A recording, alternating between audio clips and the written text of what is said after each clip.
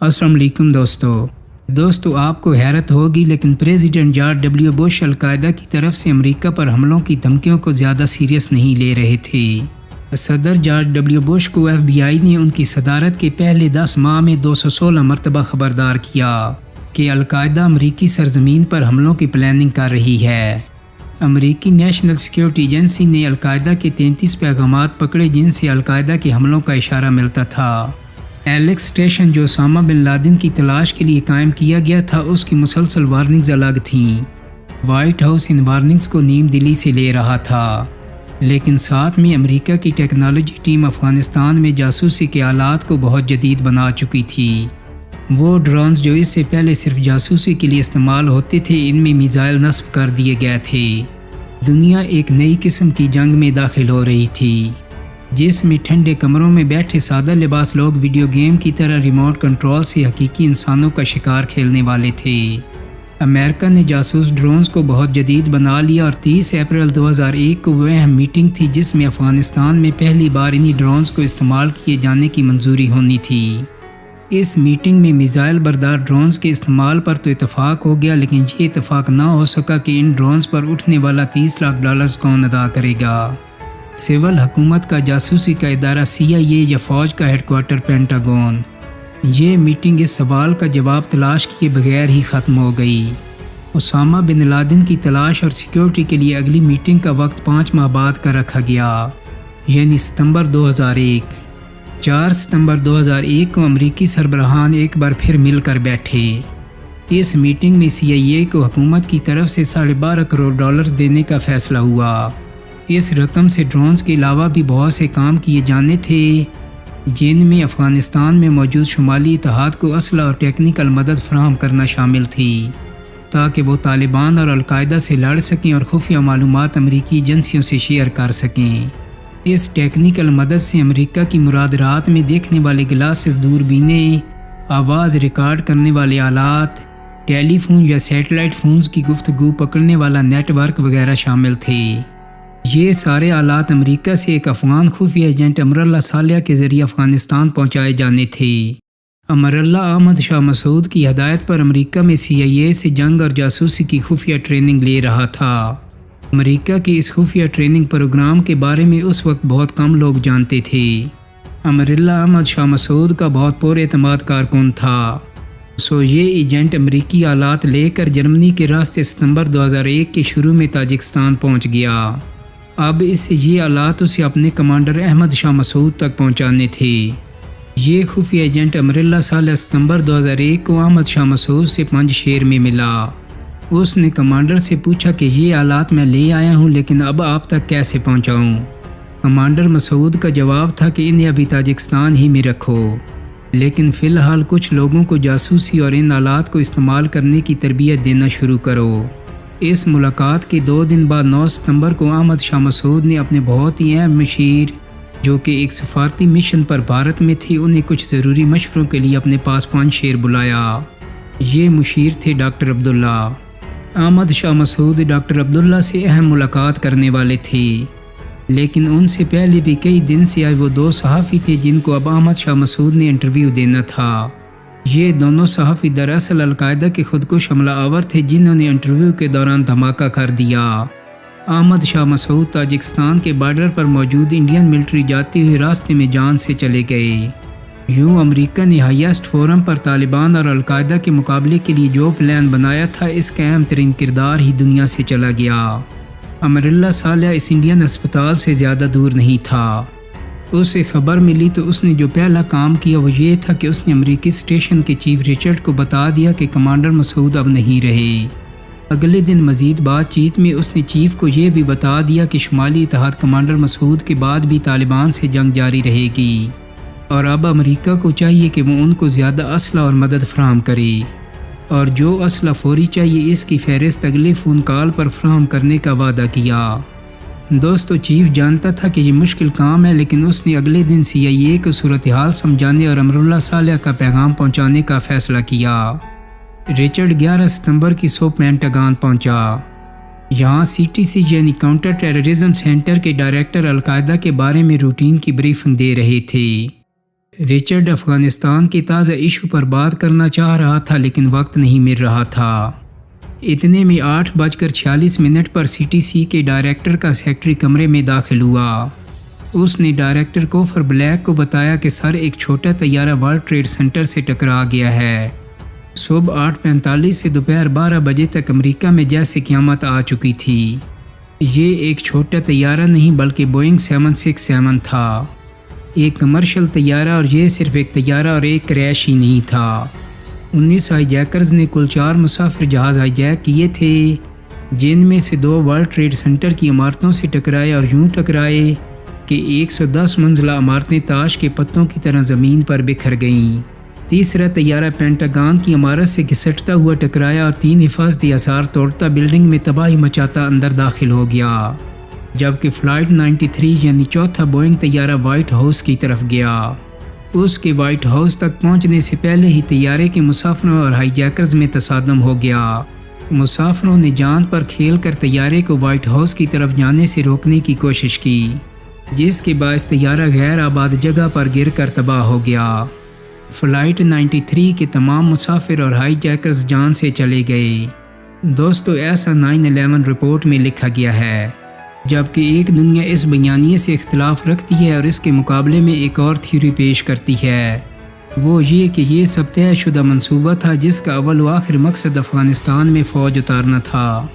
بہرحال ان حملوں میں 3000 افراد جان سے گئے اور $55 ارب کا براہ راست نقصان ہوا، جو بعد میں بڑھتے بڑھتے $3300 ارب تک جا پہنچا۔ 9/11 کی سپہر 3 بجے CIA ڈائریکٹر جارج ٹینڈ نے امریکی صدر W بش کو ایک بنکر میں ویڈیو لنک کے ذریعے بریفنگ دی اور بتایا کہ ان کے مطابق امریکہ پر حملے القاعدہ نے پلان کیے ہیں۔ امریکی صدر نے افغانستان پر حملے کے لیے تیاری کا فیصلہ کر لیا۔ اس حملے میں CIA اور امریکی فورسز کو جو اہم ترین تعاون چاہیے تھا وہ ایک تو افغانستان کے شمالی اتحاد سے تھا، جس کے لیڈر احمد شاہ مسعود اب نہیں رہے تھے۔ دوسرا اہم ترین تعاون پاکستان کے chief executive general Pervez Musharraf سے چاہیے تھا، اور جس وقت امریکہ میں یہ میٹنگ ہو رہی تھی جنرل مشرف اس پورے واقعے سے لاعلم کراچی میں ایک باغ کا معائنہ کر رہے تھے۔ 11 ستمبر 2001 کے دن جنرل پرویز مشرف شام سے کچھ پہلے کراچی میں مزار قید پر تھے کہ انہیں ورلڈ ٹریڈ سینٹر سے ایک طیارے کے ٹکرانے کی اطلاع دی گئی، لیکن جب وہ گھر پہنچے تو ان کے ملٹری سیکرٹری نے انہیں CNN دکھایا۔ جنرل مشرف کے بقول وہ بدلے ہوئے منظر کو دیکھ کر چند لمحوں میں سب سمجھ چکے تھے۔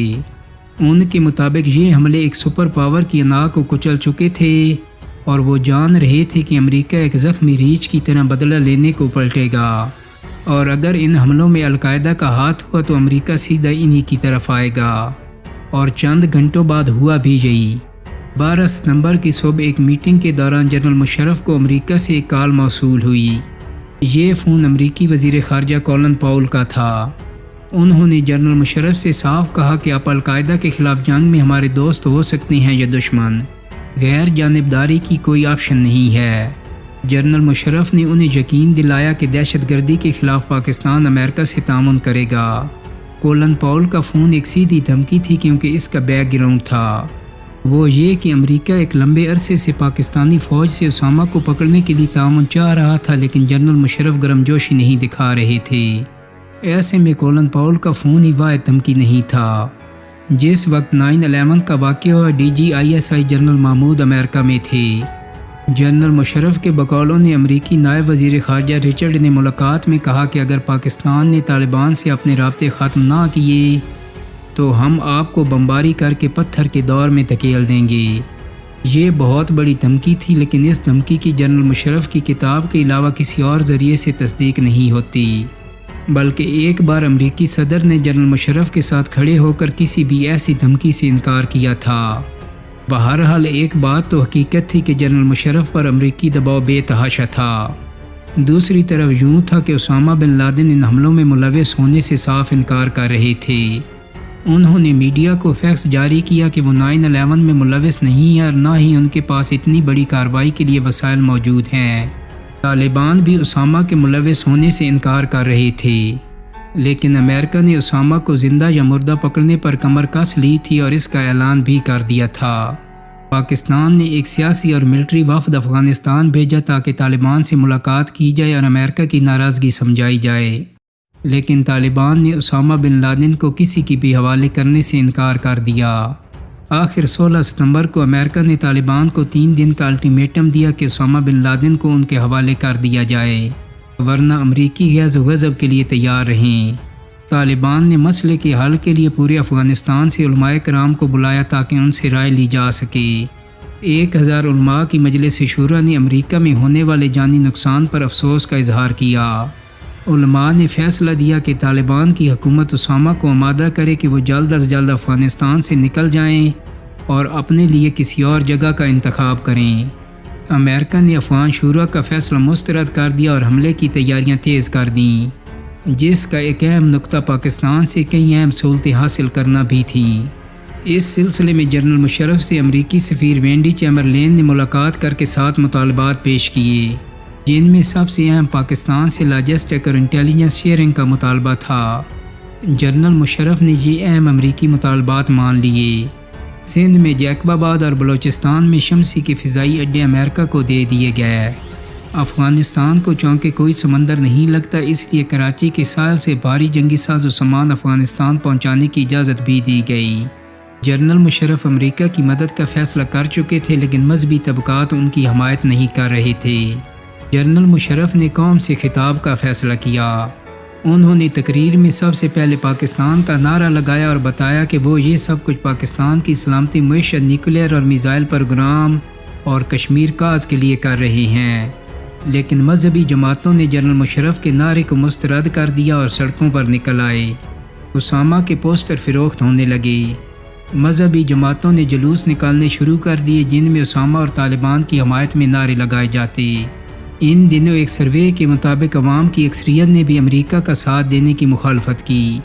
عوام بھی مخالف تھی اور جنرل مشرف کے قریبی ساتھی جنرل مامور یعنی DGISI بھی ان کے فیصلوں کے ساتھ نہیں تھے۔ وہ کارگل کے بعد سے مسلسل مذہبی حلقوں کے قریب تر ہوتے جا رہے تھے اور انہوں نے داڑھی بھی بڑھا لی تھی۔ کچھ ایسی صورتحال کراچی کے سابق کور کمانڈر اور اس وقت کے deputy chief of army staff general Usmani کی بھی تھی۔ دوستو، یاد رہے کہ یہ وہی 2 اہم ترین جرنیل تھے جنہوں نے جنرل مشرف کو مارشل لا لگانے میں مدد دی تھی اور نواز شریف کو بطور وزیر اعظم گرفتار بھی کیا تھا۔ جنرل محمود کے بارے میں تاثر عام تھا کہ وہ طالبان کے قریب ہیں۔ جنرل عثمانی بھی مذہب کی طرف بہت رجحان رکھنے لگے تھے اور جنرل محمود کی طرح وہ بھی تبلیغی جماعت کے بہت قریب ہو چکے تھے۔ اس لیے ہو سکتا ہے کہ ان کے خیال میں امریکہ سے تعاون پاکستان کے مفاد میں نہ ہو، لیکن جس سیٹ پر جنرل مشرف بیٹھے تھے وہاں سے تصویر بہت مختلف نظر آ رہی تھی۔ وہ یوں کہ پاکستان کے بہترین دوست بھی امریکہ کے ساتھ کھڑے ہو گئے تھے۔ سعودی عرب اور متحدہ عرب امارات دونوں نے طالبان سے تعلقات ختم کر لیے تھے۔ بھارت پاکستان کے مقابلے میں امریکہ کو مدد کا یقین دلا رہا تھا۔ یہی نہیں، بھارت نے پاکستانی بارڈر کے ساتھ جنگی مشقیں بھی شروع کر دی تھیں۔ ایسے میں پاکستان نے جب طالبان کو سمجھانے کی کوشش کی تو طالبان نے پاکستان کو دبی اور کھلی زبان میں دھمکیاں دینا شروع کر دیں۔ طالبان کہہ رہے تھے کہ جو ہمسایہ ملک امریکہ سے تعاون کرے گا وہ اس پر حملہ کر دیں گے۔ طالبان نے پاکستانی بارڈر چمن کے قریب افغانوں کو سٹنگر میزائل اور دوسرا اسلحہ دینا بھی شروع کر دیا تاکہ اگر پاکستان کے راستے امریکی فوج افغانستان میں داخل ہو تو اس سے مقابلہ کیا جا سکے۔ انہوں نے پاکستان کی طرف رخ کر کے روسی زمانے کے سنبھالے ہوئے سٹنگر میزائل بھی فٹ کر دیے۔ اگرچہ اس کی تردید کی گئی لیکن بعد کے واقعات نے ثابت کیا کہ یہ خبر درست تھی۔ ایسے میں جنرل مشرف کو کچھ ایسا چاہیے تھا جس سے عوام کو دکھایا جا سکے کہ امریکہ کا ساتھ دینے میں فائدہ ہے۔ سو امریکہ نے اس سلسلے میں تعاون کیا۔ انہوں نے ایک کام تو یہ کیا کہ پاکستان اور بھارت دونوں پر ایٹمی دھماکوں کے بعد سے لگی پابندیاں ہٹا لیں۔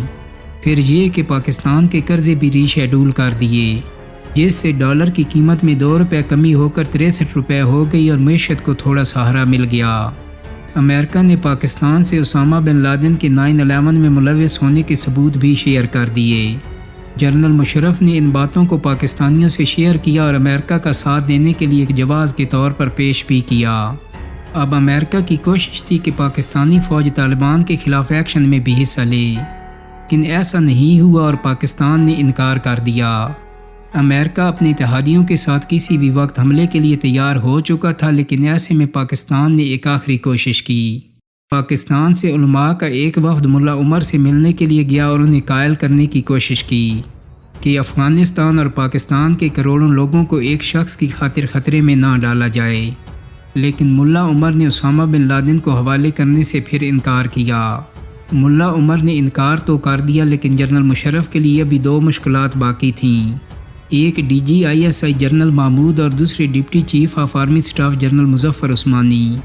8 اکتوبر 2001 کا اخبار چھپا تو اس میں دو خبریں اوپر نیچے تھیں، ایک یہ کہ جنرل محمود کو ہٹا کر جنرل احسان الحق کو DGISI مقرر کر دیا گیا ہے، ایک جونیئر جرنیل جنرل یوسف کو vice chief of army staff بنا دیا گیا ہے، جس کے بعد جنرل محمود اور جنرل عثمانی کے پاس قبل از وقت ریٹائرمنٹ کے علاوہ کوئی چارہ نہ تھا۔ اور دوسری خبر یہ تھی کہ امریکہ نے افغانستان پر بموں اور میزائلوں کی بارش شروع کر دی ہے۔ دوستو، امید کرتا ہوں کہ میری آج کی ویڈیو آپ کو پسند آئی ہوگی۔ اگر ویڈیو اچھی لگی ہے تو اس کو لائک اور شیئر کر دیں، میرے چینل کو سبسکرائب کرنے کے ساتھ ساتھ بیل آئیکن کو بھی کلک کر دیں تاکہ آپ کو میری آنے والی مزید ویڈیوز کے نوٹیفیکیشن ملتے رہیں۔